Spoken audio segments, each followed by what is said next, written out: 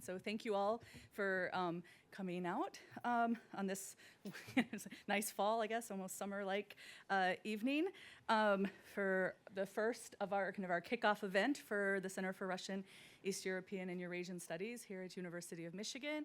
My name's Elizabeth King. I'm currently the director of CREES. Before I go to today's event, I do want to, yes, great. Just also highlight some of our events that we have in this upcoming year. You had the opportunity, if you want to, if you didn't, you can also still sign up on our list, on our mailing list, email mailing list, if you're not already, don't already subscribe to that. We have several great events planned starting again next month. On October 21st for our annual Borka Tomljenovic lecture, we will be joined by Dr. Gazela Pudardrashko, who will be visiting us from Serbia, from the University of Belgrade, for her talk on student-led direct democracy in Serbia's hybrid regime, also an evening event, also right here in this room. And then we have 2 CREES noon lectures this semester. On October 29th, we will be joined by Dr. Azra Hramadevjic, who will give a talk on The Una Runs Through It, a Bosnian city mobilizes around its river. And on Wednesday, November 19th, we'll be joined by Dr. Aziza Shanazarova, to give a talk on piety and power, women and religious life in Central Asian Islam. And then also want to tell you about another big kind of ongoing event, if you will, but invite you to head over to North Campus to the Duderstadt Center Gallery to see this art exhibition, Between Voice and Silence, that CREES is happy to support these visiting artists from Ukraine and one of our own University of Michigan artist, Ira Bondarenko. And there will be on this Sunday from 3 to 5, the exhibit will open and there will be a reception from 3 to 5 over at the Duderstadt, and that everyone is welcome to attend as well. All right. But today you've gathered here for our CREES Distinguished Lecture, Putin's Eternal War, and we're super excited to introduce Jill Dougherty, who is currently an adjunct professor of Eurasian, Russian, and East European Studies at Georgetown University and a CNN contributor on Russia. I want to thank our co-sponsors for help in getting the word out for today's event and drawing this interdisciplinary audience, the Ford School of Public Policy, the International Policy Center, and the Wallace House Center for Journalists, as well as the Weiser Center for Europe and Eurasia. So Jill was a CNN correspondent for over 30 years, including serving as CNN's Moscow bureau chief for almost a decade. She was also a CNN White House correspondent, U.S. affairs editor, managing editor for the Asia-Pacific region, and foreign affairs correspondent covering the U.S. State Department. She's currently CNN on-air contributor, reporting and analyzing events in Russia and the region. As I mentioned, she also teaches at Georgetown University's Walsh School of Foreign Service. There are too many vowels in one thing there. Her areas of interest are disinformation and young people in Russia. She travels widely and wildly in the region with a special focus on the Baltic countries and Georgia, which I'm sure we're going to get to hear more about today. And for probably most importantly for us is that she's a proud alumna of the University of Michigan, where she majored in Russian and is a longtime friend of CREES as well. So without further ado, I'm going to turn over the microphone and platform to Jill. And the plan for is they have a lecture, Q&A. We'll talk about the structure, but you can stand up if you need help. We can bring you a microphone. Otherwise, we'll do we'll leave time for Q&A. And I should also mention that Literati, he is here selling the books that she's going to talk about, her book, My Russia, What I Saw Inside the Kremlin, and we'll be able to be around for signing books after other questions. All right. Well, thank you very much. Thank you, Elizabeth. Yeah, I really appreciate that. All right, we'll get set. Elizabeth kind of set this up, I think, quite well. I know that you were lured here with the idea of talking about Ukraine, and that is one of the subjects that I cover still for CNN, but it's analysis, not really reporting. I cover that very frequently, and it's a subject that I'm deeply interested in. So I will talk about that. But I was thinking, we have a combination of people who come from various fields and quite a lot of young people, probably students, obviously. So I thought what I would do is give you a little slideshow that I have prepared, which is connected with my book.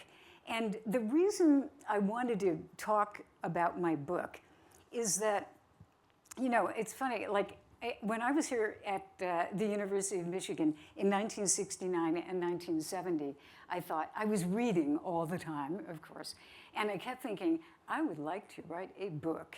And I was a journalist for my entire life, and I never wrote a book.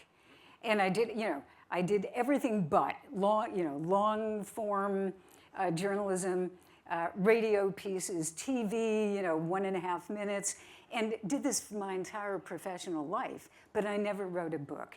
And toward the end of my time at CNN, I was going to Russia when I was at the State Department. I came back from Moscow, went to the State Department, and I started thinking I should really put everything together. I think it's time. So I began to connect and collect little, bits and bobs of what had happened.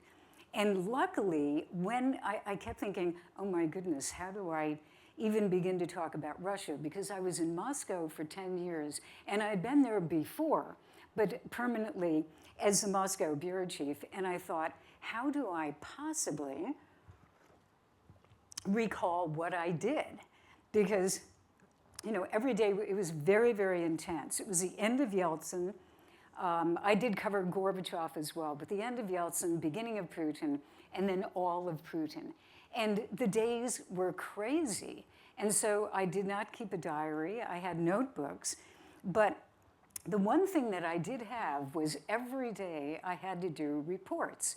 And when you do reports, maybe some of you have worked in journalism, I would put my script for the TV pieces that I did in the computer in a system where I had name, rank, and serial number, where I was, date, specific quotes, and then the track that I would write, the voiceover. So this is really, a gold mine of information. I almost lost it because they changed the system. And I found that out to my horror when I was in Moscow. And I said, well, wait a minute, what are you going to do? What happens to 10 years of scripts? And they said, oh, they just kind of go poof. And I said, you've got to be kidding. So every night when I was there, I would stay after until literally 1 o'clock in the morning, literally printing out these scripts. So when I left Moscow, this is now going back maybe 8 years ago, I had a stack of paper, it was like this, and I brought it back, and that became the germ of the stuff that I used for the reporting on Putin. And then I also sent, and I'll have to start beginning to say we, because I have a twin sister who also studied Russian, also went to the University of Michigan, and went on to get her PhD in Slavic linguistics at the University of Vienna. So she's the brain in the family. And she wrote it in German, which is, of course. So anyway, I had letters from the old Soviet Union when we were exchange students in 1969 and 1970 in Leningrad. And I'll talk a little bit about that. So those letters were kept, believe it or not, by a friend of mine who is Irish. And when I went to Ireland, I gave myself a birthday present a few years ago, and he hands me this packet, and it's a bunch of those letters, complete with stamps, workers of the world unite, stamps from the old Soviet days, and literally long, I keep saying literally, but it was, longhand letters, very detailed, back to my parents from Leningrad, and at the time, now St. Petersburg, and then trips that we took as U.S. Information Agency exhibit guides in the Soviet Union. So anyway, I just want to say that if there is a theme that I want to get into, all of this may sound kind of like ancient history in a way, and it is the Cold War. So my book is personal story, Cold War story, but it's also a modern story because CNN, as I told you, uses me as an analyst. So way after I left CNN, they would send me back when things happened, and nothing good ever seemed to happen. So I would go back for, crackdowns on protesters and all sorts of things. And when I went back, I would again collect information. And the last time I was there because the US government had said Russia is going to invade Ukraine. And, so CNN believed it, as most normal people would believe it. But even I kept thinking, they wouldn't do that. I mean, are they crazy? Seriously? They're going to invade Ukraine? But the US government did, does anyone know the word pre-buttal in propaganda or information war? But rebuttal, of course, is answering something. Pre-buttal is you put out information to call somebody's bluff, in other words. And that's what the US government said. They said, Russia is going to invade Ukraine. And so CNN believed it, and they said, can you go to Moscow and join in the coverage? And I remember sitting there in the Moscow bureau, and on Russian TV, now this is, like we're days from the full-scale invasion, which is February of 2022, and I'm watching Russian TV all the time because the propaganda war had begun. And they kept saying, the US says we're going to invade. Russia doesn't invade anyone. We're the ones who get invaded. This is never going to happen. It's a big lie, obviously propaganda. And then, a few days later, the tanks are rolling into Ukraine. So that was my last time that I was in Moscow. And we had to leave. And I actually have in my little slideshow a photograph that I'll show you from that period. But, I think that period became a turning point for me. Number one, I would love to go back to Russia if I could. I don't think Americans should at this point, sadly, because of all the Americans who've been grabbed to be exchanged for somebody Putin needs. But also, it has radically changed. And maybe when we start with the questions, perhaps you may have a few of those, like what is it like in Russia and what are people thinking? But it is a radically different country, at least ostensibly, than it was 3.5 years ago. Highly militarized, with the society and the economy and the government itself. So I'll just bring up this very small slideshow. And now let's see. Oh, there it is. Okay, it's working. All right, so I am beginning in high school. So this is, obviously, I'm on the left. That is my high school Russian teacher. And I can honestly say that I owe everything that I have, my career and Michigan and everything, to this guy. He is now deceased. He was Russian. His grandmother came from Russia. He was raised in a family. His father died very early, and he was raised by his mother and his grandmother. So his native language was Russian, but it was kind of, home-style Russian. So he knew how to say, like, let's take a shower. But I learned to say, and the international significance of the latest, that's what I learned. And he taught us really fantastic Russian, Pam and me, in high school. So I had 4 years in high school. And then I went to a women's Catholic college in Boston.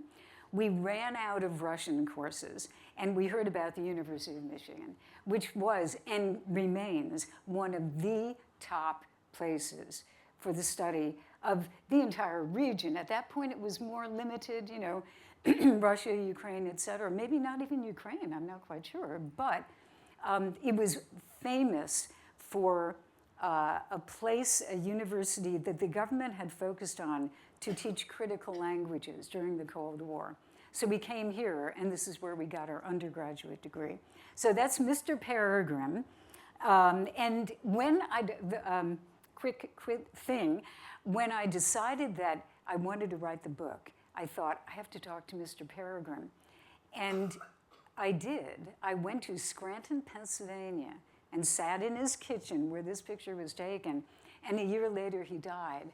So if I hadn't had that instinctive feeling that I ought to talk to him, I might have missed this entire, important part of my life. So this is, we had moved to Worcester, Massachusetts by that point, and it was big news in the Cold War that the twins were going to study in Russia. So it was really kind of funny, but we did go, and as exchange students, and that is something that I'm very sad doesn't happen right now, because of course all of these exchanges are pretty much stopped. And I hope that for the students who are here who do study Russia, that eventually you'll be able to get there. Because to me, it's crucial to get there. Probably the closest thing now would be, Kazakhstan, Georgia, the Baltics, et cetera. But nothing beats being in the country where you're, trying to learn the language. Then here we are. So we took a boat. This is my mother, elegantly dressed in the 1960s, and Pam and I, and then my little sister. There are actually 6 kids, but at that point there were 3 of us in New York setting off, and we were told by the organizers who had all these exchange students going to Russia and some other countries, they said, if you have any marijuana, you had better smoke it up here. Because if you get to Europe, you're going to be in big trouble. Now, I did not smoke marijuana. I was kind of like, an apple polisher type kid, but it really was very funny. So anyway, we went on the boat, and then we got to Leningrad. Now, this is, I'm sure you've been to or some of you have been to St. Petersburg probably over the years. This is Palace Square. This is one of the first photographs that I took in Leningrad, now St. Petersburg. And the reason I love it is because, number one, it's a fabulous picture of Lenin walking on the heads of the people. But it also just, to me, it kind of captures that Soviet period. Long live the great, indestructible unity of the party and the people. So I'm very grateful that I grew up at that point, because it gave me a reference point for a hugely important part of world history. And I can tell you that 1969, living in a dormitory with very little hot water, and we had 2 Ukrainian roommates who were obviously spies. They didn't like us. They made it very clear they didn't like us. And they were absolutely reporting on everything that we did. But of course, we didn't do anything interesting. But there were hundreds of thousands of people who were working for the KGB at that point. So their job was to just vacuum up as much information about everybody as they possibly could. So I don't know what they learned about me, but in any case, probably my shoe size. And then here we are. This is actually, when I look at this, I remember Leningrad in the cold. So we went in the summer of '69, and then we went back in early 1970 up to the summer. So this is the dead of winter. And we had fantastic teachers, actually, at Leningrad State University. I mean, really, bar none. And there was one of them, Robert Eduardovich Nazarian, our professor. Pam is on the right, I'm in the middle. 2 of our friends in the back, Rich and Russ. And then the young woman who is here, this is to give you an example. I mean, some people, like my sister and me, enjoyed it. I mean, it was a little weird, but I really did enjoy being there. Other people did not. It was very hard to be surrounded by constant propaganda, knowing that you were probably being followed. Physically, it was rough, no hot water, The food was okay, the food was halfway decent, but it was kind of a tough environment. And you can see the circles under her eyes. She eventually had to leave before the course was over. So psychologically, I think, it was difficult for some people. This is one of my friends, Sergei. He is a friend to this day. He hated the communists, he hates Putin, and he lives in the countryside outside of St. Petersburg. I hope that he is not talking publicly the way he talks normally, because in Putin's Russia right now, you don't talk publicly about anything that you don't agree with. It is quite serious. But Sergei lives in the countryside at this point with his wife. Now, I should say, one of the things that when I began to write this book, it's not just, oh, how lovely, I was an exchange student. What I tried to do was take the moments that I write about and pull out the Cold War history in them. So going to, I could start in high school. Our teacher got an award from an NDFL, an NDEA, I think it was called at that time, National Defense Education Act. And he was able to go to the Soviet Union and study how you teach real Russian, not just, kitchen Russian, but real Russian. Then when we got to college, we were able to get, Pam and I, NDFL, I think they were called grants at that time, and fellowships. And that was National Defense Foreign Language Fellowships. So that was also from the government. So at that point, there were a lot of government programs that helped people your age to study critical languages. I wish those things were still around. Maybe there are some, but I think there's far too much being cut back in that area to the detriment of the United States. And then the reason I show this, my very first job was Voice of America, which of course basically has been ended, shall we say, at this point by the government. So also I think wrong, a bad decision, because at this point propaganda from China and Russia is everywhere. And we are not telling the story about the United States or telling people in Russia what's going on in Russia, which is also a service to them. So this was one of my listeners in 1976 sent this. I don't know where he got this picture. I think it was when I was on an exhibit. But VOA was a very important job. And then I mentioned U.S. Information Agency exhibits. Now, the U.S. Information Agency no longer exists either, because it was quite a while ago made part of the State Department and then ended.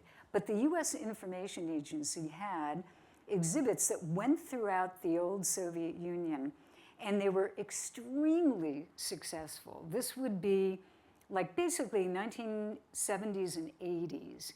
And the exhibit that we were on, this is Pam, showing an actual space capsule from the United States. It was called Research and Development USA. And it had a lot of spin-offs from the space program, which Russians found really, really interesting. And they would start out, you had to learn the stand that you worked on. So I had, interestingly, an artificial arm that it was connected to nerves. I still don't remember how it worked, but I could explain basically how it worked. Russians were fascinated with that, but they were very interested in life in the United States. And they would say, like, how many children do your parents have? Where do you live? Do you have an apartment? No, we have a house. We live in Massachusetts and we have a house. How many people live in the house with you? Well, just us. And these were questions that they had because they were so cut off from what was happening in the rest of the world. So that was a fantastic experience. And again, I wish some of this existed. This is me on the stand, again, getting questions And you would just stand for hours. But I think I learned more than they did. Then I got into journalism. I started in Chicago in local news, but I was not interested in local news. I mean, really, I wasn't. So luckily, Ted Turner started CNN in 1980, and I was in Chicago working at the time, and so I was hired in '83, and then that became my career. So these, you know, again, now I started to meet some of the people, obviously Boris Yeltsin. You know, many Russians abhor him at this point because they consider him kind of the person who gave away the country. But I think he had his advantages to Russia. And of course, Gorbachev here, I think Gorbachev is, to me, is one of the most interesting people ever.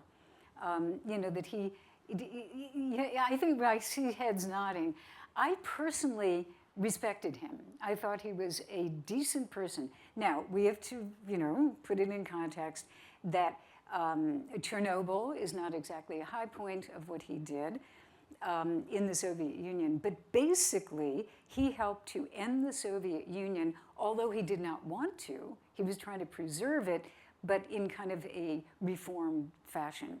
But I respect him, especially on the human side, because he was married to Raisa, if you remember, and that was really rare that a woman would be in public as the wife of a Soviet leader. And most of them had wives, but they were kind of hidden away, and Raisa was, for the time and the context, very elegant, and she was actually very smart. I did not know a lot about her early on, but I think somebody maybe ought to write a book about her. Maybe you young people want to write some books. Because seriously, she was a researcher. She was one of the first people to go mucking around in her boots into peasant areas and interviewing people about life in the Soviet Union. And really a very smart, very highly educated woman. So anyway, he is one of my favorites. And then, of course, Mr. Putin. So we can talk about him for a long time. But this is a picture, these are all pictures pretty much that I took. And I took this at a meeting, it's called the Valdai Discussion Group, which used to include Americans, but Americans don't go anymore. And in a way, it's too bad because it was quite a show. It's a big confab of experts on on Russia, and they come from all over the world. Right now, it's basically Putin fest. But at that point, he would talk for like 3.5 hours. And you could ask him questions, interview him. And in the book, I actually at this event, because I went to many of them over the years, he actually kissed me. And that is in the book, described in gory detail, where it was not a romantic kiss, believe me, but it was a kiss on the cheek, which it was funny. Immediately I went back. I ran up to ask him, would you give an interview to CNN? And he said, this is the guy who deals with my schedule. And his scheduler was Dmitry Peskov, who's a spokesperson. So I turned to Dmitry, whom I knew, and then all of a sudden I get this kind of smack on the cheek, and I thought, ooh, what's that? And then I realized he had kissed me, and I thought, it was kind of like, what does that mean? And years later, I asked a Russian who was pretty high up in the propaganda department, and he said, so, was that a blessing or a curse? I thought, I don't know. But in any case, Putin, there are many things we can say about him. Then I left, I was working at the White House covering Bill Clinton, and then went to Moscow. And this picture, I think is important for me, because obviously Putin in the middle, but this is early Putin. So this is when he invited American journalists or people who worked for U.S. outlets to the Kremlin for a an interview in the Kremlin library. So this is set in the Kremlin library at that round table. And I'm the person with the short hair over there, on the third from the right. And why, to me, this was very interesting was he was seated at the table. So if you remember, and I was sitting next to him because I was kind of one of the senior people. And he was asked a question by Susan Glasser of the New York Times, of the New Yorker. It's the second one from the left. She asked him about Chechnya. And Chechnya, when you talk about the theme of this talk, which is the eternal war, Putin made his name because he basically started the second Chechen war. The first Chechen war, as we remember, ended in a stalemate. And that was basically Yeltsin's war. So Putin comes in, and he starts a war to get rid of the Chechen movement, breakaway movement. And if you remember, he had that famous statement that I think shocked, but also united a lot of Russians to think, this guy is different. He said, we're going to wipe them out in, and excuse my language, but this is exactly what he said, the shithouse. And it was like crude language by the Russian leader. Nobody had ever heard anything like that before. But a lot of people said, well, it's about time. About time. We've got a leader who is not a drunk like Yeltsin, and this guy is tough, and he's going to protect us. And so that was really the ticket that Mr. Putin, at that point, who was pretty unknown and kind of essentially kind of a boring-looking person, then he comes in, and now he's tough guy. Now he's at the controls of a plane that's streaking into Chechnya. Now he's winning the war by completely pulverizing the Chechen capital. And a lot of the stuff that he did there reminds me of what he's doing in Ukraine. You just bomb, bomb, bomb, kill, kill, kill. And that is what he did in Chechnya. And of course, then it was subdued, and then he put a stooge into power, who was, Kadyrov, the son of the previous leader. But I really do think that there are parallels, and I can see them both from the Soviet days and from early Putin days to this very moment. This is a letter that the president gave to me when I left Moscow. I treasure it because he's very complimentary. And I kept thinking, of course, save this forever, signed by him. But he would never say that to an American journalist these days. That they consider CNN complete propaganda, but look who's talking, RT, Russia Today, which is their propaganda. My sister and I, back in St. Petersburg, for the 50th anniversary of the exchange program that we were on, which was a lot of fun. And then I'll end on this. So this is one of the live shots that I was doing from Moscow, which you can see in the back, during that full-scale invasion. So I was there for a couple of weeks, and then, if you remember, after the full-scale invasion, the parliament passed a law that said you cannot call this war a war. It is a special military operation against Ukraine. So anybody who called it a war could be liable to be arrested and stuck in prison for 15 years. So at that point, the CNN just decided, we can't even cover this at this point. How could I do a live shot and not say invasion, war? And also, if you, according to that law, if you took any information from a source other than the military, you're also liable to be arrested and sent to the slammer for 15 years. So we could not report, and we had to leave. So this is, just the last days. This is the very last picture, and I'll end on this, and then just tell you a few things before, we kind of wrap up. But we have a little more time. So this is a picture. This is the very last picture that I took, and I don't do selfies, but I thought I should do a selfie because this is after midnight in the Moscow CNN bureau. I, as the bureau chief, ordered that carpeting with the CNN, and I ate there, slept there, lived there, for almost 10 years. So I'm walking through the bureau. We have to pull out the next day. And the flights, a lot of flights have been canceled. I remember a lot of Western airline companies pulled out. Like I had a flight on Lufthansa, and Lufthansa immediately stopped servicing planes that were in Russia. So you just had to get out whichever way you could. So I went to Dubai, and then, it was circuitous route.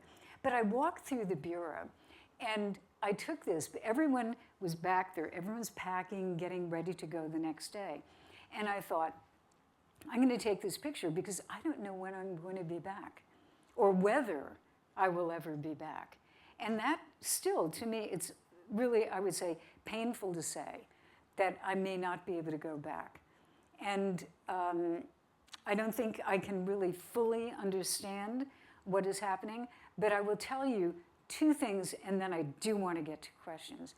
I would say the experience that I had in the Soviet Union obviously prepared me, for going to Russia and beginning to understand the Soviet Union and then Russia. And when it came, the end of Boris Yeltsin, or let's even take 1991, Soviet Union falls apart. I actually was at the White House that day. I reported. It was around Christmas, and I had to work because I was the new guy. And I thought, boring, I will be here, I'm making coffee. And then all of a sudden, the announcement comes from the White House that the Soviet Union is over, and there is video from Moscow of the Soviet flag being lowered. You can see it on YouTube.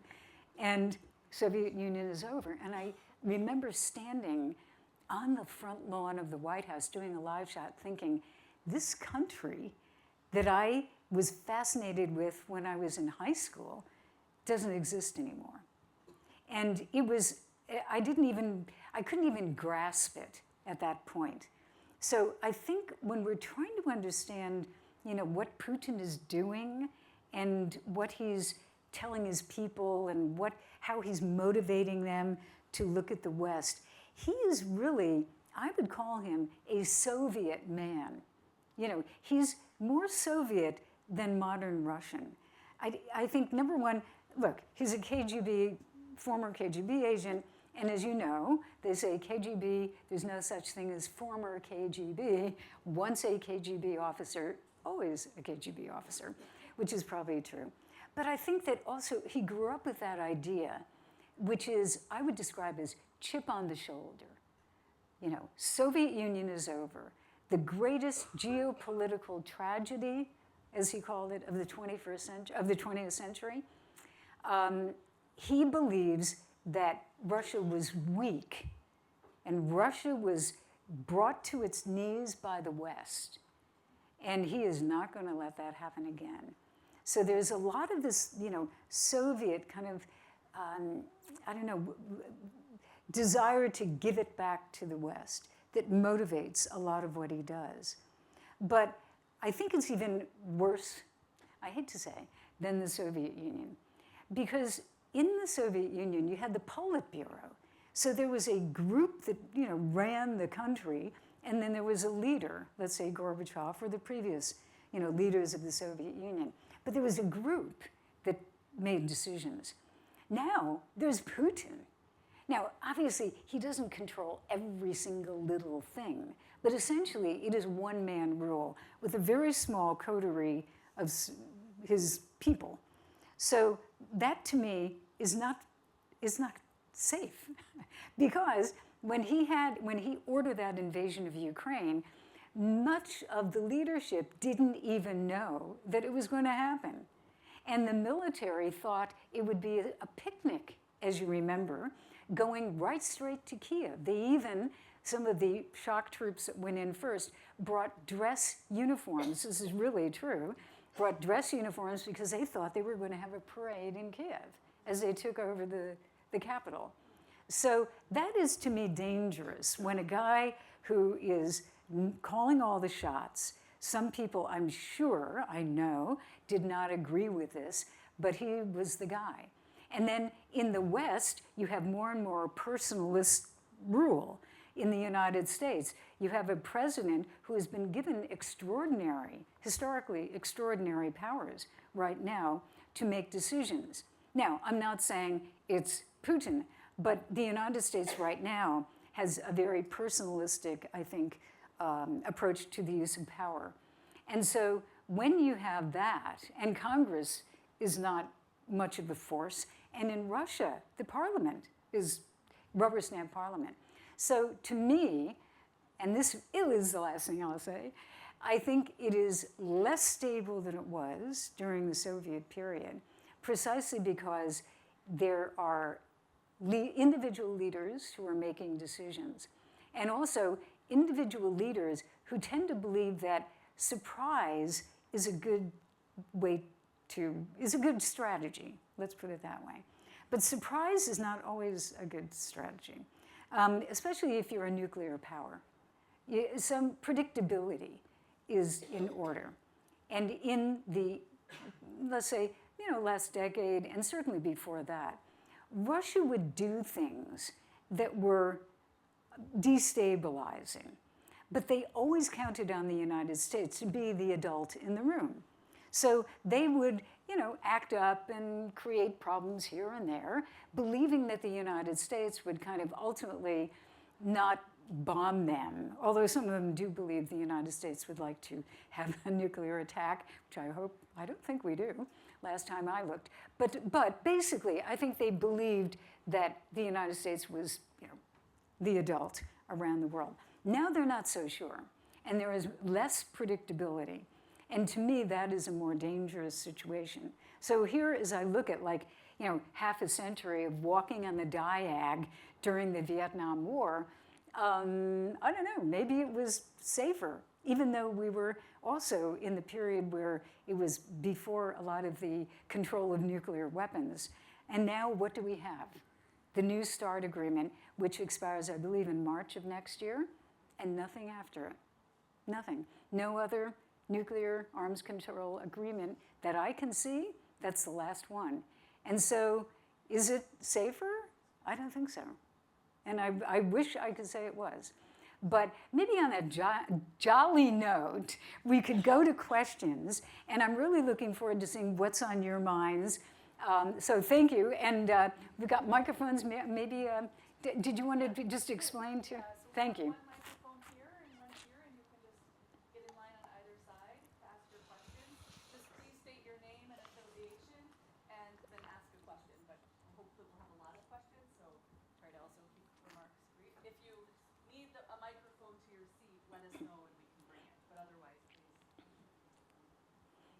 All right. Well, I'm sure somebody has some questions, especially about Ukraine. I would be interested because it's something I think about. Yes, sir. Are you able to come up, or we could bring the mic to you if it's easier? Oh, sorry, I didn't see you. Okay. Yes. My name is Shell Stark. My question about the Ukraine war is this. In the beginning, the first 6-8 months, we read repeatedly Russian generals dying on the battlefield. Have not heard that since. What is the story going on there with the Russian officer corps? That's actually a very interesting question. In the beginning, their military strategy was that, well, probably some of you who know the military anyway, the Russians do not have, they have generals and privates. They don't have a lot of people in the middle. Just traditionally, they do not. So when they moved in, thinking that they were going to win within like 3 days was the idea, they moved too far forward. So a lot of the generals were with the troops and much closer than Western generals would be. So a lot of them died. And it was quite extraordinary. The military strategy was, I'm not a military expert, but from the people I've talked to who are, they say the strategy was just abysmal. And so I think that's why you're seeing it now. And the war has changed. Don't forget, that was a big row of tanks going in. Now it is a drone war. Look at the other day. There were, if I remember correctly, it was 600 and some drones in one day. Just think of that, 600 and some drones that hit Ukraine. And then there were like 30 missiles, I think, something like that. So the conventional, tanks, they still use missiles, but far fewer than they did. And in the beginning, by the way, the Russians were getting drones from Iran, and now they're Shaheds, they're called Shaheds. Now they have gotten the technology from Iran, and they're building their own drones, and they're actually quite sophisticated. So this is not a good development, because they are hitting Ukraine. It's just like every day. I think it was, is it today? I lose track. But there was one where I think it's today, where they hit a line of pensioners waiting for their payments, and they killed a lot of them. Just, and deliberate. And this reminds me of Chechnya, psychological warfare by hitting innocent civilians. Well, let's go over here, and yes. Great. So, Jill, my name is Jonathan. I'm just from the community. Yeah. Thank you for being here. Super fascinating. Thank you. I'm very interested in the state of mind of the Russian people and really the power brokers, right? 2, 5, 10 years. Putin's not immortal. He's going to be replaced. You sure? Well, yeah, I think I am. And so when he's replaced, are people going to continue this imperialistic Russian thing that he's doing? Or do you think there'll be will the pendulum swing? Great question. And actually, the reason I said, are you sure? Did any of you see the reporting out of China and Beijing where the hot mic, where Putin is talking about, hey, we're doing research and you can live to be 150? Well, that's not a joke. His daughter, Masha, is in biotechnology. So they actually are working on something to keep people living as long as possible. So he might stick around longer. I think he looks in pretty good shape. So anyway, it's hard to say exactly, but I looked at some figures today, more polling about Russians. And I know polling, you can't trust polls during a war, but there is an institution that's called the Levada Center, Levada. I think it's pretty reliable. I know the people there, at least a couple of them, and I think they do a pretty good job. And they even say, the numbers, you can't pin us down on numbers, but general trends. So if you look at the population, you have, this is how it's been described to me. If you look at the general population, you have, let's say, 18 to 20% of people who think Putin is terrible, the war is horrible, and they do not support it. But remember, the early protests were brutally suppressed, first by cracking heads, and then by not cracking everybody's head, but going after one individual person and putting them, like a 19-year-old, in prison for 15 years, okay? So any protest, it is impossible to have any protest against the war right now. So these are people who are probably pretty quiet, even though they don't support it. And that, again, it's hard to say, but let's say 15, 16 to 20%. Over here, you have the other 20%. And these are the people who say, the president's right, he must know what he's doing. Ukraine is a Nazi country, this is all in quotes. The president is a Nazi too. We ought to just have full-out war against them, and I support Putin. And then you have 60%, and that's where it gets interesting. So the people in the middle are a combination of a lot of things, almost like Americans in a way.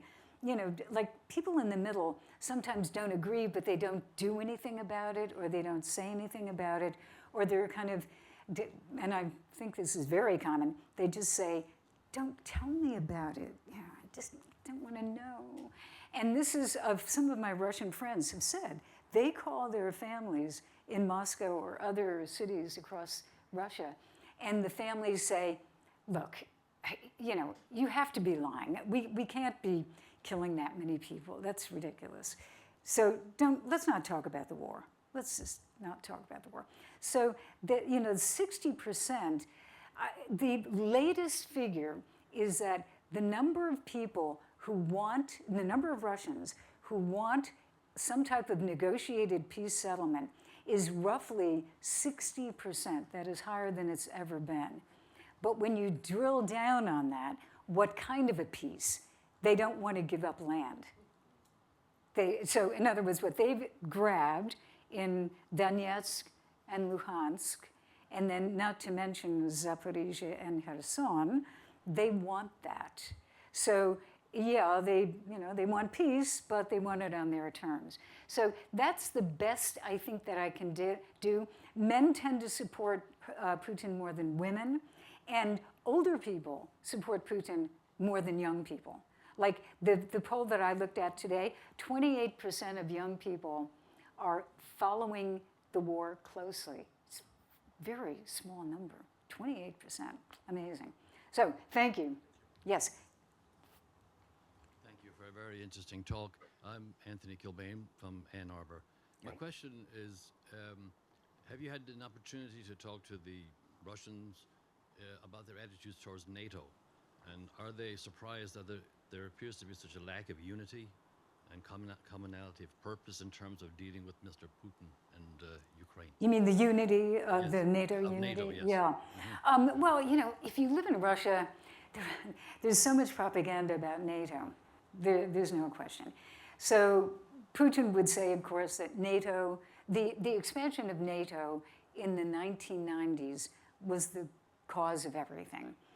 That is, we could talk an hour on that subject alone, but I think most Russians do think that NATO is a threat. Some of them don't know history. A lot of people don't know that Putin at one point actually talked about joining NATO. That's another part of history that isn't talked about that much. But it obviously never happened. And I think, somebody said the other day, which I think is an interesting point, that Putin, yes, he talks about NATO, but does Putin actually believe that NATO is going to attack Russia today? I don't think so. Even though NATO would probably defeat, actually maybe not probably, it would defeat Russia. If all of NATO was united together and in a war, NATO would win. I don't think that Putin realistically thinks that NATO is going to do that. But he definitely doesn't want Ukraine in NATO. And he definitely doesn't want Ukraine in the EU, the European Union, because that, in a way, is even more of a threat, because then they become part of Europe and trade and a better life, et cetera. So there are a lot of factors, I think, motivating Putin even beyond NATO. Yeah, but thank you. Yes. Hi, Hi. my name is Tyler Barrett. Hey, Tyler. I'm with CREES. I'm a graduate student. Oh, congratulations. And thank you. I was just curious. You talked a lot about grants and various fellowships that you were able to take advantage of when you were studying Russia. And a lot of that we're seeing kind of go away. And my question is it a matter of just promoting ignorance? Is it a matter of money, which I don't really think it is, but it's often the excuse that's given? Or is it some third thing that maybe I'm missing? You mean why those programs are being cut? Yes. Well, I think you'd have to ask the administration. And I'm not a spokesperson for the administration, but I would say, I think there's a misunderstanding of why it's important to study other languages and countries, and why it's important to have a State Department that has experience. I mean, look, every bit of the government can be cut to a certain extent. You can always save money. But the things, and this is my personal opinion, the things that are being cut, to me, are things that are extremely effective for the United States. I mean, I'll give you an example. VOA, all right, one of the reasons that VOA was effective, and when I was a guide on U.S. Information Agency exhibits, one of the reasons that it was effective was because we would criticize our own government. Especially when I was growing up, racial relations. You know, that was like huge in the 1960s. And we would say, I remember on the stand talking to Russians and saying, yeah, you know, we have major problems in the United States with race relations, but we're trying to get things done. And certainly there were laws that were passed. That was really effective with Russians because they got it. Their country never admitted it was wrong. And to hear an American critical of the United States, you know? So, I don't know. I wish it weren't happening. How much more time do we have? Do we? Okay, we're at 6:27, so I think we keep going back. We definitely want to get to students. Yeah, well, okay, I'll try to talk fast. Okay, yes, sir. Hello, my name is Stanislav, and originally I'm from Ukraine. Ah, great. And I have a very specific question for you. Since you were senior Moscow bureau chief during the 1999, and probably you remember apartment bombings in Moscow. Oh, yes, I cover them. And what's your personal opinion about these bombings? Were your correspondents were on bombing sites? And what's your perspective now? Yeah, this is a very specific question, so I'll keep it brief. The apartment building bombings happened in the early days of Putin, and the allegation always was, it was a series of bombings of apartment buildings, and I remember the one in Moscow, that was horrible. I mean, civilians died, like the entire face of the building blown away, and in the middle of the night. So I remember it very well. The allegation always was that the KGB, FSB did it, and that Putin was doing it in order to, kind of like the Reichstag fire, if you remember, before World War II, to instigate a crackdown. I do not know, but it was very suspicious. It was no question. Like I believe it was the FSB said they had found bags of sugar in the basement, which looked like explosives. Well, what do you have bags of sugar in a basement for if it's not explosive? So anyway, I think question is, I don't know the answer. There's the film, I think Berezovsky was looking into that at one point, but in any case, I just don't know, but it's very suspicious, I think. Yeah, yes, great, a student. Yeah, hi, my name is Sam. I'm actually a dual master student in global health epidemiology and public policy. Great. I just have a quick question. With your extensive knowledge and experience with the Soviet Union and Russia, I would love to hear your thoughts about the parallels that you see between the trajectory that the Soviet Union was on that ultimately led to its collapse and the birth of modern Russia, and the trajectory that the U.S. seems to be on under the current administration. Ooh, wow. You know, I think they're very different ultimately, because that was, you know, the communist system, that's why it collapsed, because it was a completely false economy based on very little trade with the outside world except for the brotherly countries. But I don't think you can make the comparison. There are other ways you could compare, but I don't think economically that they really match up. And the world economy is so very different, you know, with globalization. I don't know where globalization is at this point, but globalization didn't exist at that point.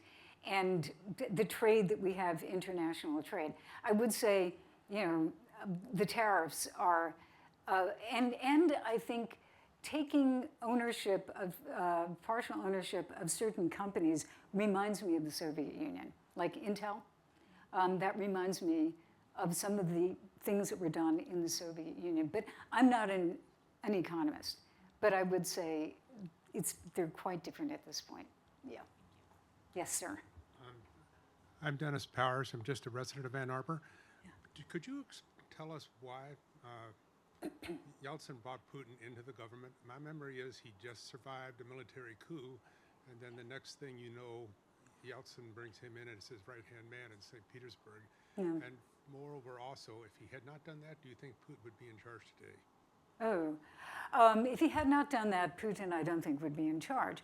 But, you know, Putin was not very well known. But Putin was doing a lot of interesting things going way back. So he's in the late 80s, he's in Dresden, he's a KGB officer.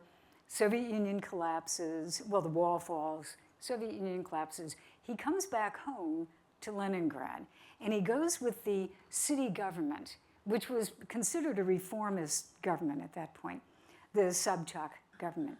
And Putin is one of the people who's in charge of international investment in St. Petersburg, newly named St. Petersburg, which gives you enormous ability to be corrupt.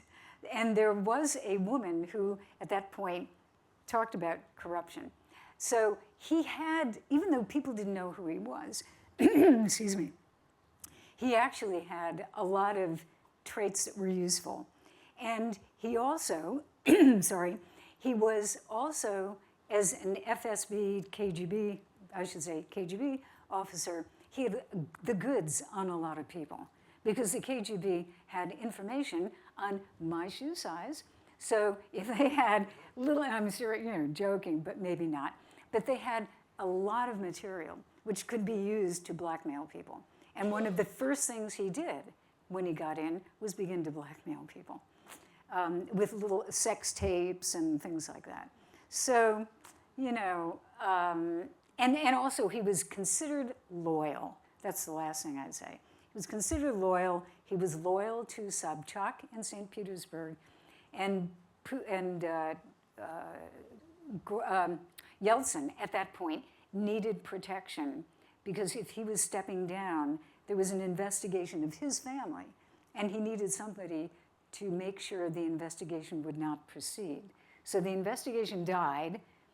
Yeltsin lived out his life without being sent to prison, and that was very useful. So those are, I can think of a few reasons. Yeah, thank you. That's intriguing question. Yes. Hi, my name is Oleg. Hey, Oleg. I'm studying multiple disciplines here, one of which is international studies. Great. My question to you is, as a foreign journalist in Russia, were you ever a target of misinformation campaigns from like Solovyov or RT? And if Oh, so, you mean criticism of me? yeah, like continuing on at the point of KGB collecting information on you, could they blackmail you? Could they, I don't know, make up some? No, but I can tell you a story that goes back 1 month ago. I think it was RT. I should know exactly who it was. I think it was RT.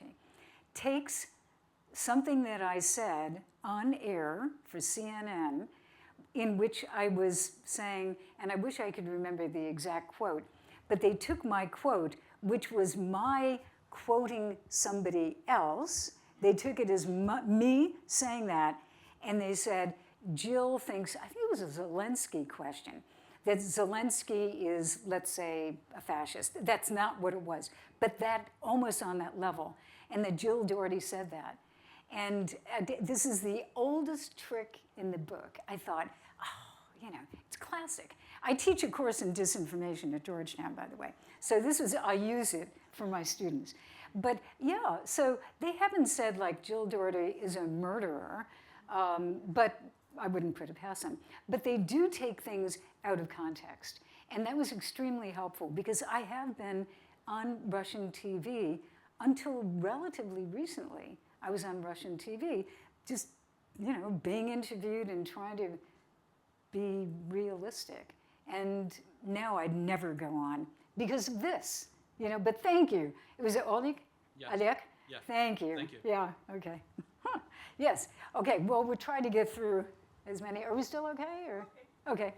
I'll be quick. Yeah, sure. Hi, my name is David. I'm a fellow at the Wallace House Center for Journalists. My question is twofold. First of all, we're now a bit over 2 years after Prigozhin's attempted coup and his untimely death. And how did you see Putin consolidate power in Russia since that attempted coup? And secondly, if Putin was to drop that tomorrow, who do you think would succeed him? Somebody like Igor Sechin, or what are your thoughts on that? Oh, yeah.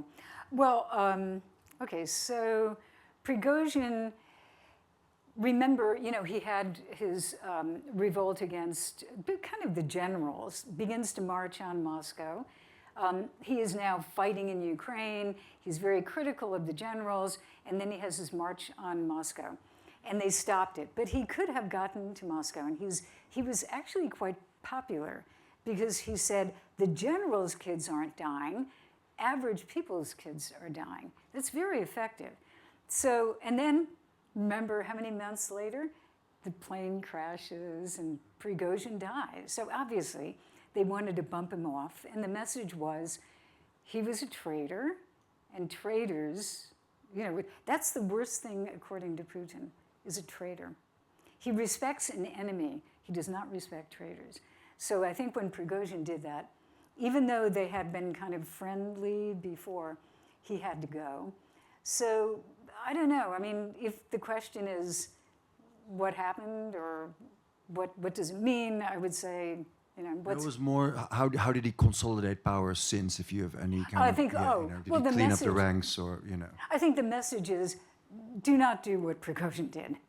You know, like, do not try to go up against the government. And any dissent is punished.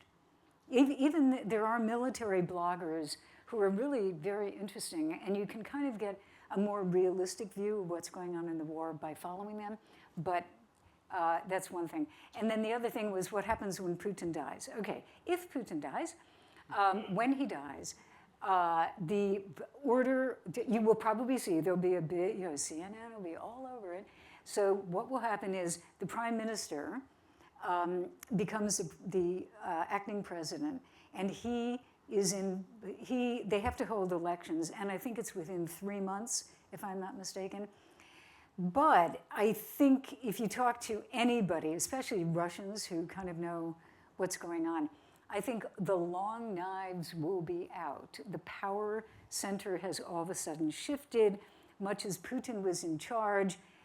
Then who's in charge, you know? So Putin probably has a plan, but I think the only plan that I can see at this point, it will be, I'm sure, a secret. He is bringing in the sons, and in some cases the daughters, but basically the sons of people who are his age. So he is 73 in October. The sons are coming in, they're now in their 40s, late 40s, and they're being brought into the political structure. So I think Putinism continues, even if Putin is dead. I would think. Thank you. Sure. Hi, Jill.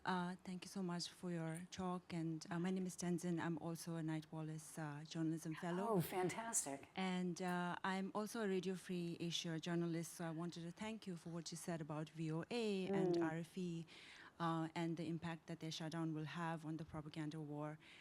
My question, though, was more in line with the hot mic moment that Yes. passed between Putin and Xi Jinping. And given that both of them are leaders who've been in power for about 13 and 25 years, respectively, I was wondering what that conversation, I mean, Putin's enthusiasm for longevity has been well documented in some respects, but what does that reveal about their personal concerns about political longevity? And I think part of the question was also what my fellow asked, which was about, is there a succession planning, if at all, that is in place? Yeah. Well, I think, basically I've tried to answer that part of it. I think that was a very interesting conversation, and I think the whole event, that was the 80th anniversary of the end of World War II.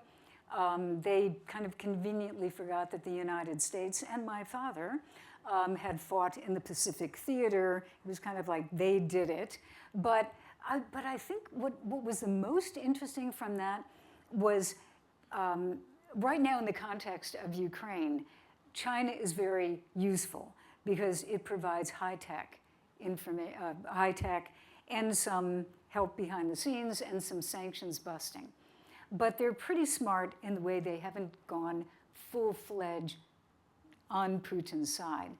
But, and he was there too, Iran, China, North Korea, and Russia can together, there's kind of a synergy in which they can begin to create problems all over the place for the United States.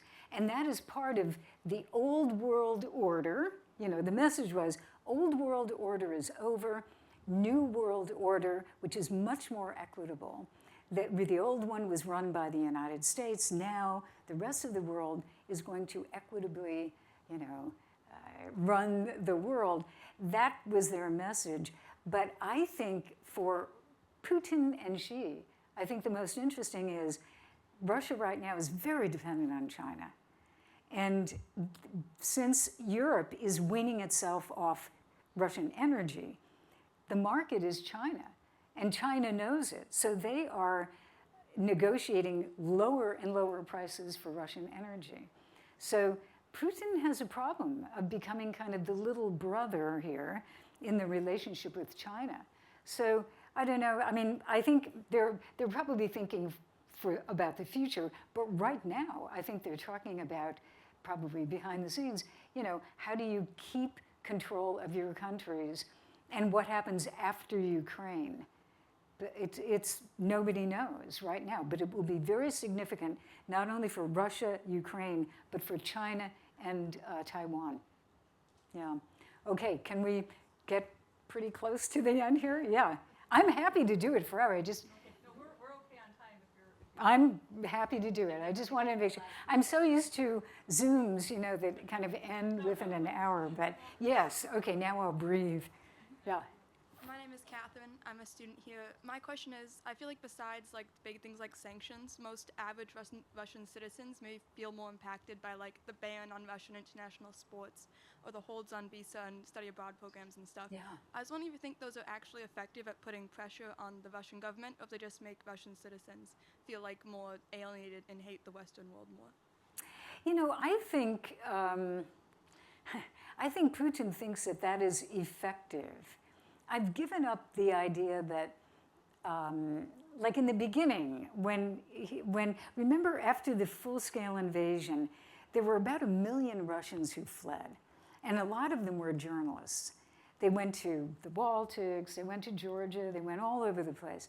And I kept thinking, why would Putin allow them to go? Because these people are smart, a lot of them are IT experts, et cetera.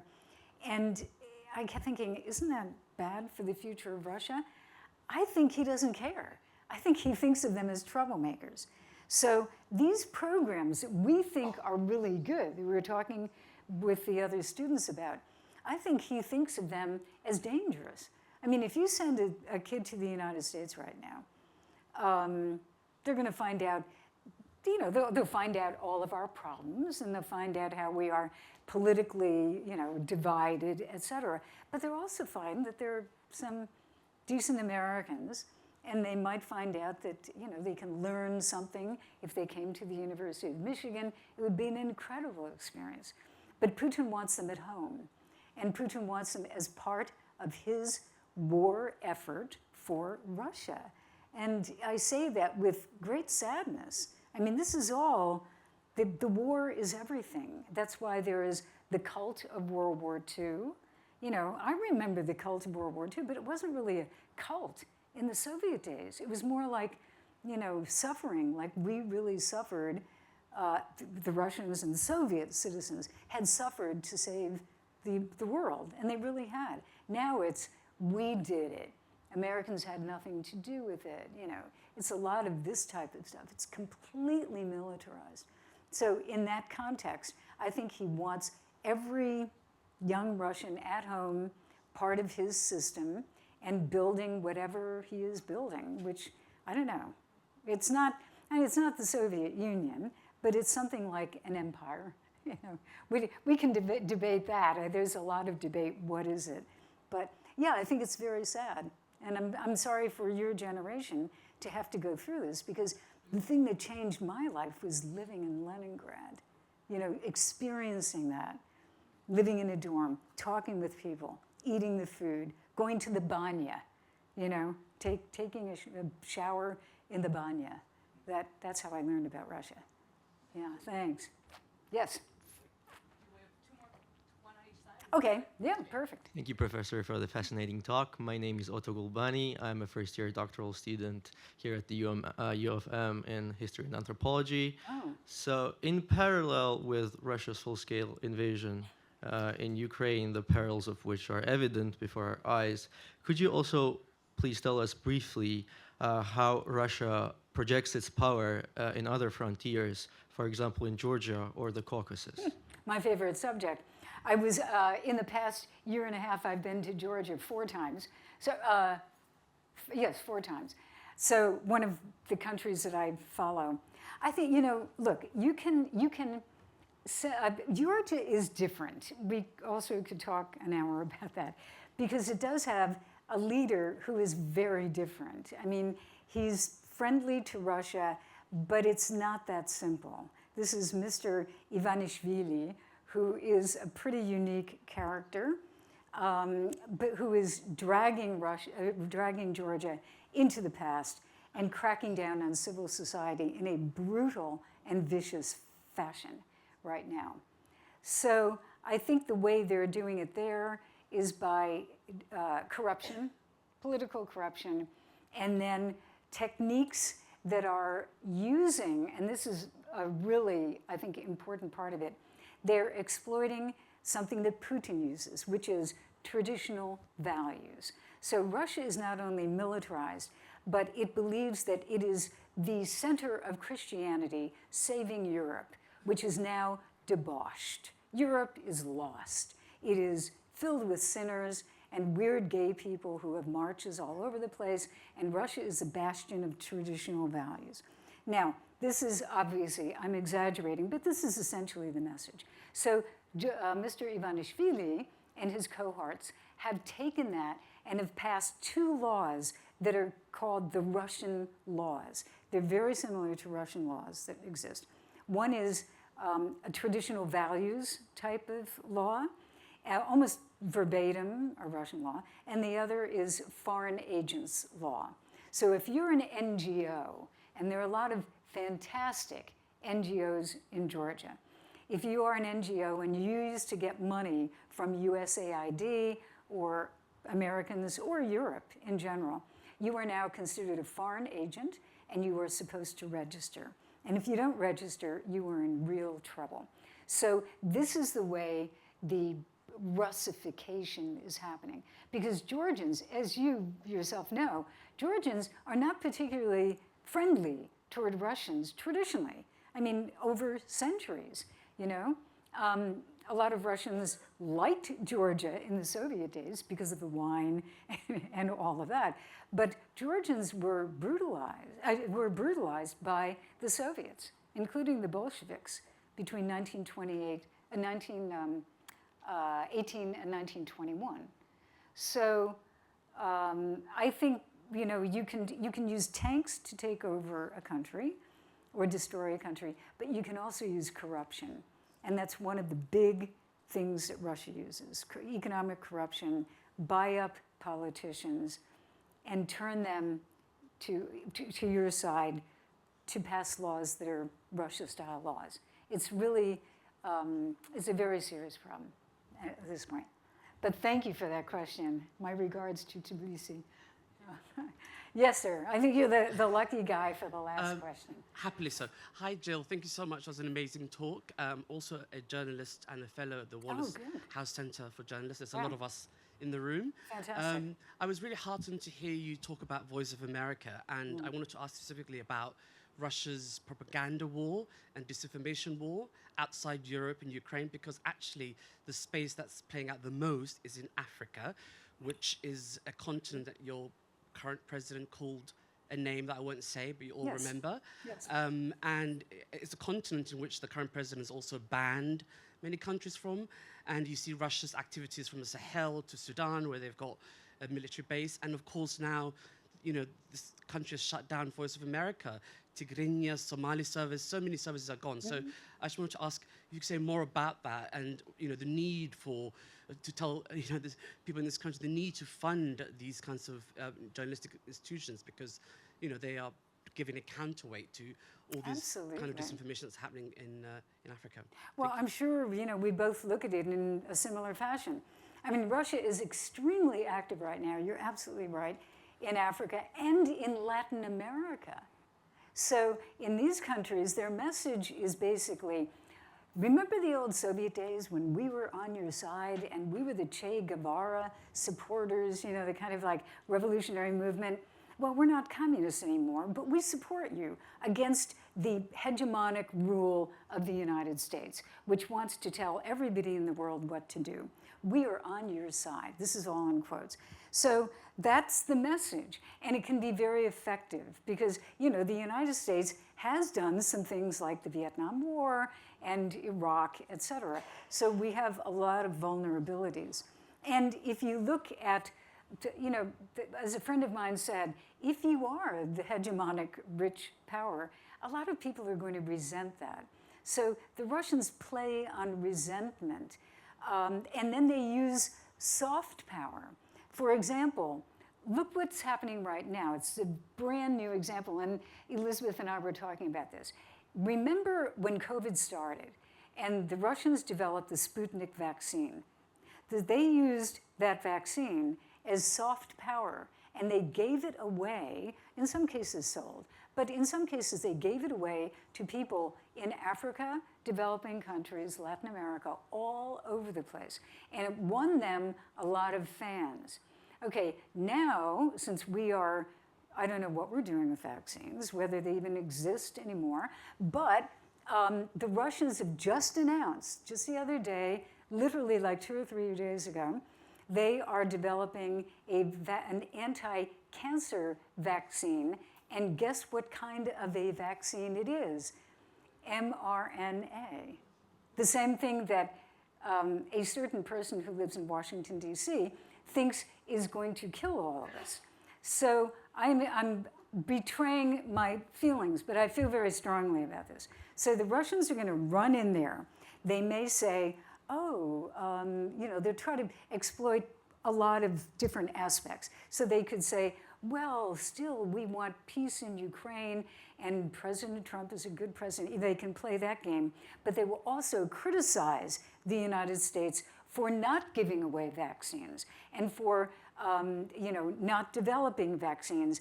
And guess what? We in Russia are developing a new vaccine that will cure cancer, and we may give it away. This is incredibly effective soft power. And we are ceding all of our soft power. Again, my opinion, we are ceding our soft power, C-E-D, I-N-G, giving it away to the Russians and to anybody else. I mean, North Korea, I don't know. I've been to North Korea, by the way, but I don't think they're particularly good on soft power. But for some reason. But although there is tourism, but do not go, please don't go. So I think this is one of the problems that eventually I do believe, and maybe I'll end on this, I think the ball is in your court, students back there, because I had this career, and I hope it will continue, where I can tell my students at Georgetown about propaganda, the importance of media, et cetera. Things will change. Things will, I hope, go back in an opposite direction. But in the meantime, institutions are being destroyed. And even though they could come back, those institutions may be rebuilt. In the meantime, you destroy the people who are working in those institutions. They go away. They don't have jobs. So I would say to the young people who are here, who are studying Russian or any part of the, let's call it the former Soviet Union, keep the faith, because Russia is going to be around. I don't think it's going to disappear. And I hope that Ukraine will be around and surviving as a flourishing democracy. And so we need people like you to study with fantastic teachers to be able to be the next generation that's going to carry out U.S. policy or the countries that you come from. But people who know what they're talking about. It's crucial to keep that and to keep the faith that eventually your knowledge will pay off. And it will pay off for you, but it will also pay off for your country or countries that you're from. So thank you. They were great questions. I really appreciate it. And as usual, I find it very inspiring to talk with people who know a lot about this region. And thanks for giving me the chance to talk about it.